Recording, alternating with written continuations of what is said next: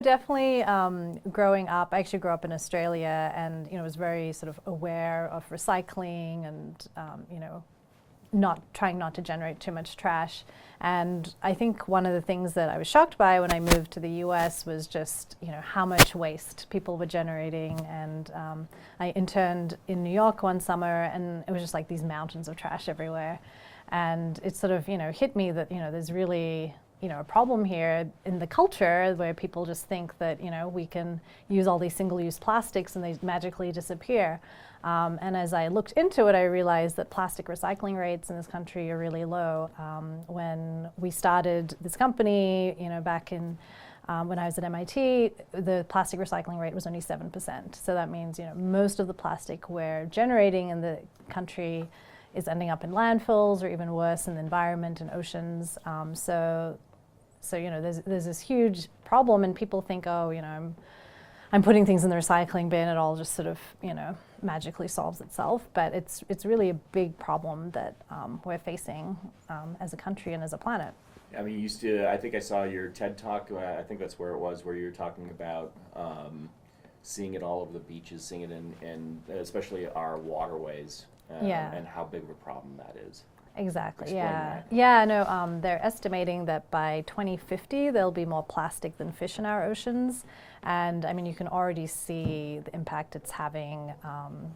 Places like the Great Pacific Garbage Patch, it's literally just sort of littered with plastic. And I've been offshore in the ocean collecting plastic waste, and it's just incredible, just the sheer amount that there is out there in places that you think are sort of untouched, beautiful pieces of nature that are, actually just, there's so much plastic there, and it's getting into the fish, and it's making its way up the food chain, and eventually it impacts humans as well. When you hear it's getting into the fish, I think most people think plastic. Well, it doesn't degrade, so it's going to be like this. How could the fish end up with that in their stomach? Depending on the size of the fish, I guess that's one thing. But it does break down into little pieces, right? It basically becomes microplastics. And so it never disappears, but it becomes just really fine particles of microplastic. And that's the worst threat to these little fish, because they eat that thinking it's food, and it has all types of impacts on the fish and then up the food chain. So you thought, we got to do something about this. Yeah, exactly. And we were shocked that no one had really, was talking about the problem really, and no one was really coming up with any, actual scalable solutions. And when we looked at it, we realized that, plastic comes from fuel. And if you just sort of break down plastics in the way that you sort of break down any type of, whether it's organics or, when you're composting, you're breaking down the organics. If you're breaking down plastics, it breaks back down into something that can become at least a fuel that we can use. And we thought, that process made the most sense, because you're not adding or removing anything from the plastic, you're just taking it back to its basic molecular form. And you can do that in a very efficient way. You can. So it is, that's the key, right? I mean, to make it viable financially. Exactly. And that was sort of our big challenge in terms of the technology, was how do we scale this in a way where it's really efficient, it's continuous, we're getting much more energy out than we're putting in. And that's what we've designed here over the past 7 years, is the engineering around how to do this at scale in a way that it really is truly efficient. And we have an energy payback in our process of 52 units of energy out for every 1 unit we put in. And that's just from really trying to optimize the process in every way possible and making it continuous. And how good is that margin? Yeah, so basically how the process breaks down is, for every piece of plastic you're putting in, you get about 70 to 80% becomes the liquid product, which you see here. And then about 20% or more will become a natural gas. And that is what we use to heat the process. So we recycle that to heat the process. And that's what makes it so efficient, is that it's just powering itself, so that the fuel you're getting is just really like a bonus at that point. Yeah. How good is this material when all said and done? This is basically diesel.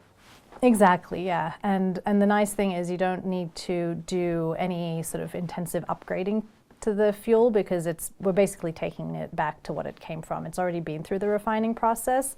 So you have no contaminants. There's sulfur doesn't have like the nitrogens and sulfurs and chlorines and things that would be, coming out of fuel in the ground. It's generally like all the straight chain plastics, like the polyethylenes, just become like a really nice diesel fuel. We talked about what was burned off in the process. What kind of byproducts are there? Is there any ash? Is there anything that comes out of this that is harmful to the environment? Yeah, so whatever is left over that's not plastic, so there'll still be labels and food on the plastics, will fall as a char at the end of the process. And it's not burning, so burning involves like oxygen. So the key to this process is it's an oxygen-free system, and that's why we don't create any toxic emissions and dioxins and things. So really it's just that char, which is anything that just hasn't become vapor. And the plastic, because it's fuel, it'll become vapor. Whatever is organic will fall out as an inert char that's like a non-toxic char at the end of the process. And that'll usually be like a few percent. Right, okay. Do you have plans for that too? Yeah, so the char can be used just as an aggregate in cement and that type of thing. It's not like a high value product or anything, but you can at least avoid landfilling it. Where are you in the process right now of building this company and what it does? How far along are you and how big could it be? Yeah, so we focused the last few years on our Salt Lake City facility, scaling that up, really sort of demonstrating that on different types of plastic feedstocks and running it continuously. And now we finished construction of our next facility, which is in Nova Scotia, Canada. And that's going to be our first facility that's co-located at a waste site where we're taking the plastic directly off a waste process and then converting fuels on site. And that's really our business model going forward, is to co-locate where the plastic is and to go to different cities around the country, around the world, and offer this as an add-on solution for the plastics that aren't currently being recycled through our recycling system. Are the facilities easy to build, relatively easy to build? Yeah, so we've made them modular. They take up about the size of a tennis court, so it's not like a huge standalone facility. It can be added on in like an industrial warehouse type space.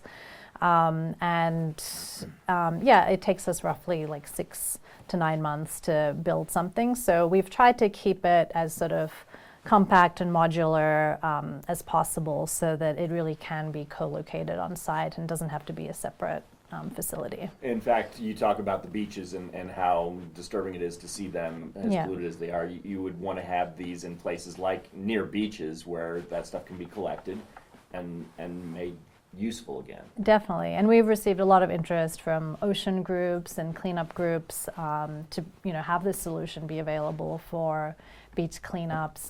Like there's a lot of nets and ropes in the ocean, for instance, that we've run through our process and work great in our process, and they're just like laying on these beaches and become like this huge threat to our oceans. And there's really not much you can do when it's like that contaminated other than sort of convert it through a process like this. Is anyone else doing this process? What are your competitors?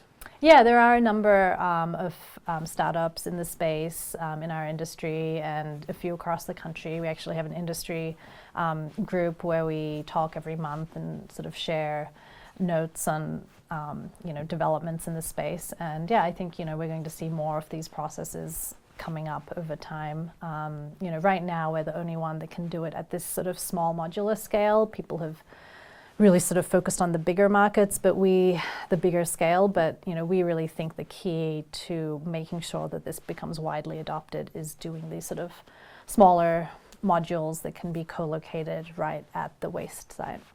So you're working with Boise and one other city, right, to bring in a waste stream, is that correct?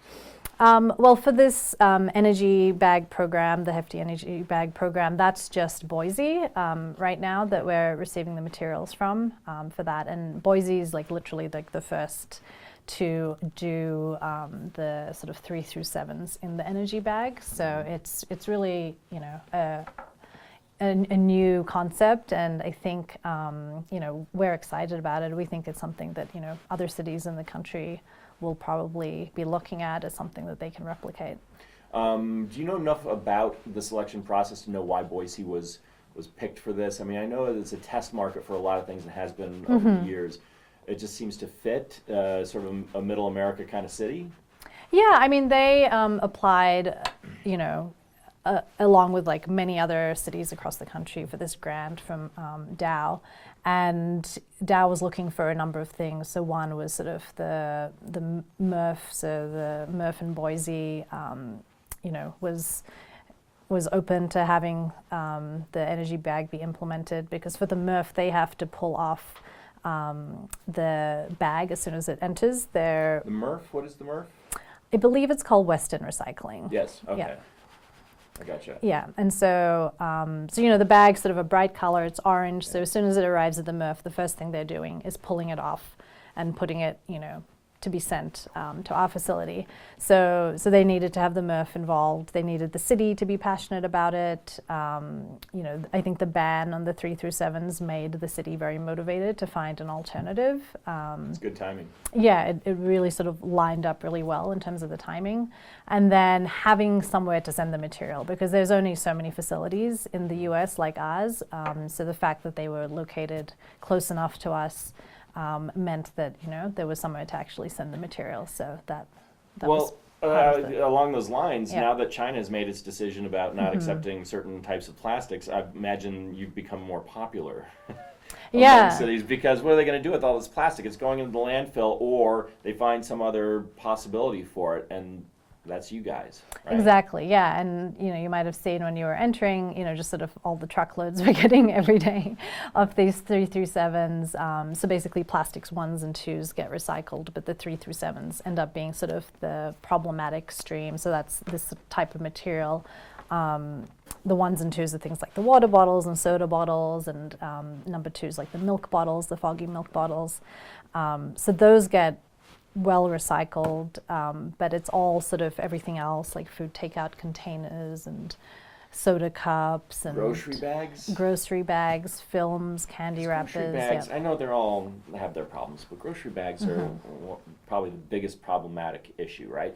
Hard to keep in the waste stream. It blows all over the place. They end up in the waterways because they're like little parachutes that just take off, right? Yeah, and if you ask a Murph, like, you know, what's your number one problem, a lot of them will say those grocery bags, because they also will jam up their equipment when they get to the Murph. So not only do they not really, you know, have wide end markets, but they also mess up the system. So the nice thing about this energy bag is you're telling the residents, put everything, you know, all the bags, any wrappers, like in the one bag, and then, you know, that'll be removed before it even enters the Murph system, and, you know, hopefully not lead to any of that, you know, clogging up their equipment, etc. Where do you see the recycling rate of plastics 10 years from now? Yeah, if this takes off. Yeah, I mean, that's a good question, and that's, you know, definitely the $1 million question. And it's very hard to say, because the amount of plastic we're generating each year is just, you know, exponentially growing. And, you know, these, you know, plastic companies are investing heavily into building more and more plastic manufacturing facilities, just because they forecast so much demand in plastic. So, you know, even though we might be trying to recycle better and be better, it's just like the amount of plastic being generated, you know, with the population growth, and just, you know, the fact that plastic still remains sort of like the easiest way to transport like so many goods. Especially like all just that, like that film and the wrap, and, you know, when you order a package on Amazon, all this sort of bubble wrap and that type of stuff, it's just so everywhere. prevalent. And you know, we encourage these waste zero challenges, you know, in schools and universities and things, and I try to do them myself, but it's so hard to get away from plastic. It really is, even if you're trying really, really hard. Yeah, it's just, you know, everything is plastic. everything is plastic. So, so, you know, while we're trying to catch up and say, you know, at least we can try to convert it back into something that's, you know, a usable product, it's just the growth of plastic is really, you know, also growing so rapidly that it's hard to keep up with that. Yeah. Yeah. But I mean, hey, we need fuel too, and that seems like one of the most important things you can recycle anything into, and especially in America, right? And if you can take something that's garbage and make it into fuel, it's like gold. Yeah, you know? and I mean, isn't that different in a lot of ways? I mean, cardboard, okay, you break it all down and make it into other cardboard boxes. No offense, but whoopee. I mean, in terms of financial thing, fuel, I would think would be much more attractive. Has a recyclable material to turn something into. Yeah, I mean, the great thing is you're offsetting fuel that you would otherwise have to drill out of the ground, which, is a very expensive and also carbon-intensive process. So it makes sense from just sort of that offset perspective. And then, fuels have many applications. And in fact, like some of the fuel coming off our process can be sent to a plastic refinery to make new plastics and, really close the loop. So, there's so many applications for this. Which is the nice thing about fuel. There's so many ways you can cut it and apply it in different applications. Just a weird shoot question. How does the petroleum industry feel about? I don't think there's a lot of competition from this fuel source, but someday there could be, I suppose. Yeah, I mean it's such a small amount that we produce compared to the big refineries, so it's not at all a threat. So basically like 10 tons of plastic per day converts into 60 barrels of fuel per day. And, the large refineries, the ones in Salt Lake City will do, 30,000, 40,000 barrels a day. So this is really just a drop in the bucket for them. So there's no sort of competition there with the fuel. If anything, they see us as a partner. Right. Yeah. Work with you guys. How long does it take to go from this to this? So it's roughly an hour in terms of sort of breaking it down. So that it'll go from a solid state to becoming like a liquid state. And then when it's a liquid, it'll just sort of vaporize off. And then as those vapors come off the process, they're cooled. And depending on what temperature we cool them, we can make different fuels. So if we're making a diesel product, we cool it to the boiling point of diesel and we make the diesel that way. So. You can make gasoline? Yeah, you can make gasoline as well if you Diesel is easier. Diesel, it lends itself better to a diesel product, and diesel also has a wider market. So there's the whole off-road diesel market that has sort of a wide application. So we like to target the diesel, but you can make different products from the process. Petroleum is weird. I've never really thought about the process of how they get what they get out of crude oil. And there's layers of it. Exactly. It's basically they're boiling it off in the distillation process. It's boiling at different temperatures. They get different fuels off at each fraction. So. What part is used to make the plastics? Yeah, so it's like the naphtha portion. It's like a very light product that'll be then sort of cracked further into making.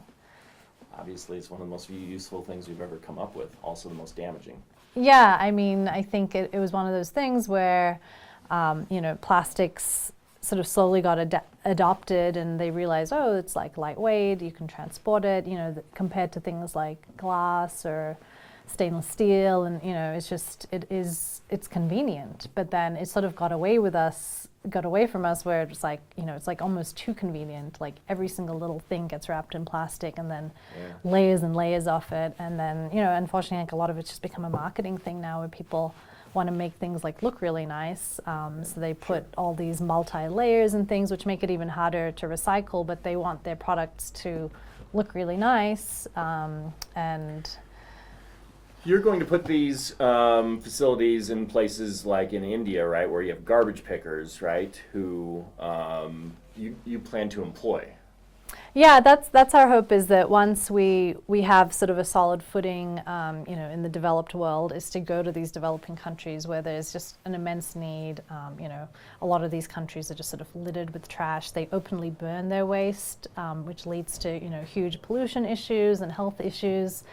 And they need an alternative, and I think this can be something that can be sort of scaled down as well at that sort of village level or waste picker level, where it can be sort of a community thing where they collect their waste and then they're able to make fuel which they can use from it, and that's something we're excited about long term, is sort of adapting the technology for the developing world and having an impact there and cleaning up some of the huge issues that are going on in the developing world with plastic waste. How big of a worry is it?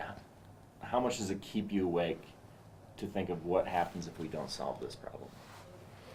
Yeah, I mean, it's not something that's going to be solved overnight. When we started this, we knew we're in it for the long haul. It's like a lifelong commitment. But I'm hopeful that we'll get there. And I think I think awareness is now changing. Like when I talk to people, they now understand the problem of plastic in the oceans. Like that wasn't the case a few years ago. So I think there is that growing awareness, and now with the China ban, like an everyday person sort of has now heard of that and understands like the challenges of recycling. So I think the awareness is growing, and people think that consumers can't be educated about recycling, but I think if you explain it in a simple way, and the way with the energy bag is really sort of saying that whatever is like a bottle, so those water bottles and soda bottles and milk bottles, whatever is a bottle you put in your regular recycling bin, any plastic that's not a bottle, so whether it's like a film or a takeout container or whatever, put that in your energy bag. It's it's a pretty simple message, and if you just sort of like explain it to an average person like that, I really think that we can see a huge increase in the recycling rates and keeping plastic. It's made easy. Yeah. Really. It's pretty cool. One last question, and then if there's anything that we've missed that you think we should discuss, I'll give you that opportunity. I'm just curious how big you could scale up. If you wanted to, and maybe there are some that are doing this already, but could you make a giant facility that could just suck in huge amounts of plastic, which seems like wouldn't be too hard to do, judging by the piles outside there, and just really turn out a ton of this stuff? Yeah, so the big bottleneck is the plastic, because we don't want to ship it long distances to get to us. So instead of having one facility in the U.S. that trucks it in from everywhere, it makes more sense to just go to the plastic source. And something that we've started discussing with Boise is maybe like having a facility be sort of right there, so that it doesn't even have to like come all the way to Salt Lake City. And I think that's really the strategy that makes the most sense from our perspective, is just, rather than transporting the plastic, is just really make this a localized system, co-locate, and then you can feed the fuel coming off it back into the trucks or whatever the facility there is using, and really sort of close the loop on the plastic and the fuel like on site. So can these facilities make money, or break even, or lose money? How does it work? Yeah, no, I mean, that's the great thing about the process, is it's not only good for the environment, but it's also makes a lot of economic sense. And usually the payback period is between 3 and 4 years, and you get a good return like after that.